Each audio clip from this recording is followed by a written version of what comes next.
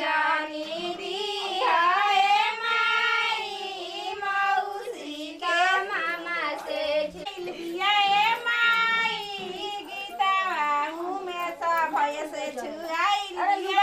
छुआए के छुआई लिया न होइले नइखे माई छुआए के छुआई लिया न होइले नइखे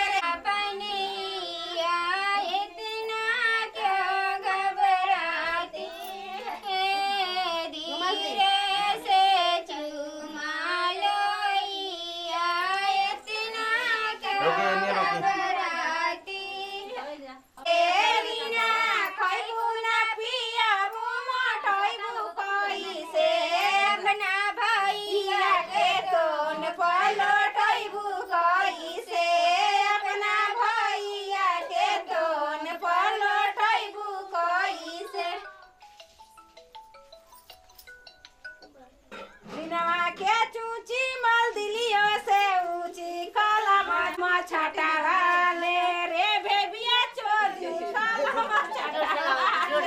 रे बेबिया चोदी काला छाटा वाले बेबिया खइबे ना पियबे मठइबे कई से बेबिया खइना लगले के तोन पलटइबे हमरा के सब चौका पर काहे हाला ना है सब सुंदर चौका पर काहे हाला में सब भैया में पटका पटकी होला है कोई नहीं खजाए के छुआए के छुआई बिया न होइले नइखे रे माई तू रोज रोज अच्छा, न होइले ठीक बा लिया दे हम क्यों तो रहो लिया दे हम अपने रीते सब भैया के तो ने पलटई के कोई